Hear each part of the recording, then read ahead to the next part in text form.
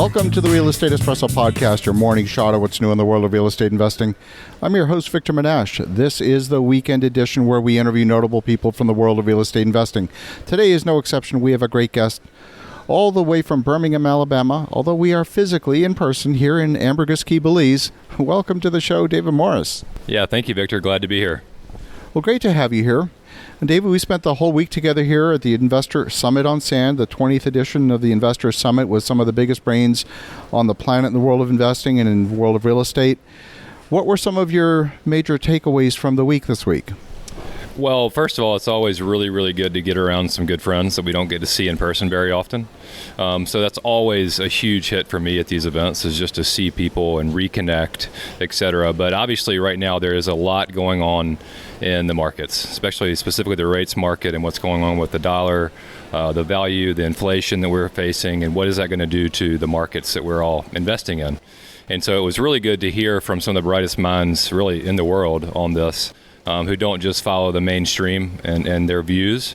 And so you really get a good impression of what's actually happening, what's actually causing the markets to do what they're doing, what the path of rates looks like, and then how is that going to impact the value of the assets that we all own, whether that's real estate, whether that's gold, whether that's cryptocurrency or anything. So stocks and bonds, etc. So it's good to get your head wrapped around what's actually going on, and then reposition based on the new information that we have.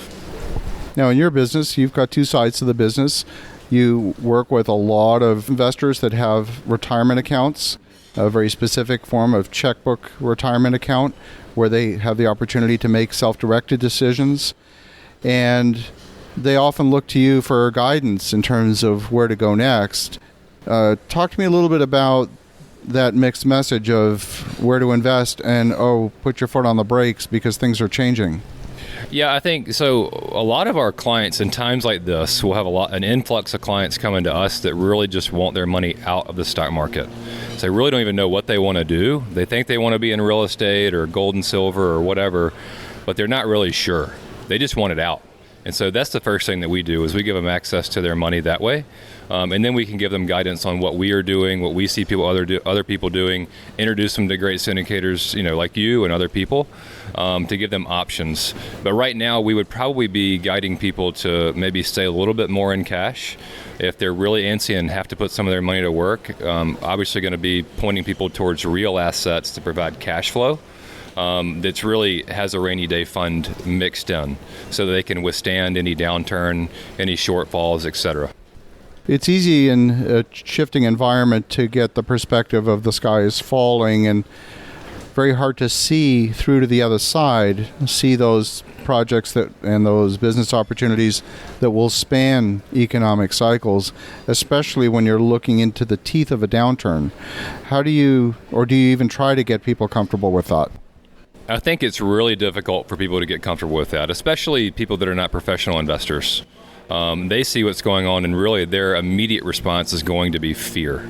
And so it's really about just getting people to focus on what really matters, and also focus on the fact that they are safe. Damien and I, my business partner, Damien Lupo, we talk a lot about that. It's easy to have a snap reaction to what's going on and be in a state of fear.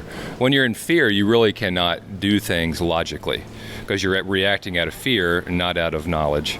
And so we really try to help get people to break it down. Where are they? What are their needs? Are their needs met? And then, okay, let's look at what investments do you want to look at? What is your risk tolerance, number one, and what are your goals specifically? If it's hitting a cash flow number, what do we need to do to get to that cash flow number? And so we just really kind of break it down to the bottom level and then build up from there. That makes a lot of sense. So for you within your business, we talked a little bit about providing guidance to the folks that you are helping with their retirement accounts. Talk to me a little bit about what you're doing in terms of your own investment strategy. Yeah, we're really evaluating that right now. First of all, the investments that we get involved in, we believe going into it that are going to withhold any type of major downturn. So we always want to have that that backup plan, like worst case scenario, and make sure that the black swan worst case scenario isn't going to put us out of business. And so that's first and foremost. Like, what are we doing? How is what we're doing adding value to the market? It's like the deal we're working on now. It's in manufacturing. Well, a lot of people might be afraid to get into manufacturing right now, but this manufacturing process is really going to answer two major problems in the construction world.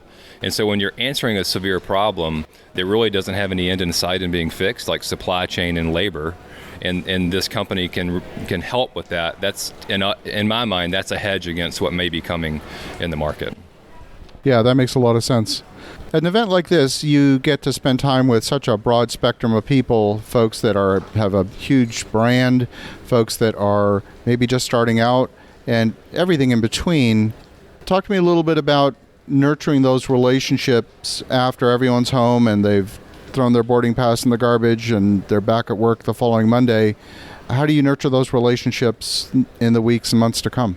Yeah, it's something I haven't really been that great at before. And so one of the things I've been talking about with my team and my wife since we've been here is how do we follow up? And I think for me, it's really going to be keying on a few key relationships. And number one, I relate to very well from a relationship standpoint, just as a friend, but then also people that can either mentor me or I can mentor them, or maybe even potentially do business with. So it's a pretty short list of individuals that I intend to really put a lot of effort in staying in touch with.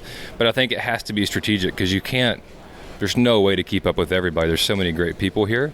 And so it's really those key strategic relationships that I'm going to focus on when I get back.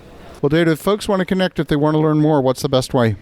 The best way to reach me would be email, david@eqrp.co. That's not a .com, it's a .co. And that'd be the easiest way. Fabulous. Well, love the perspective, love this time we get to spend together, both you and your wife here in beautiful sunny Ambergris Caye, Belize. And for the listeners at home, definitely connect with David at eqrp.co. In the meantime, have an awesome rest of your weekend.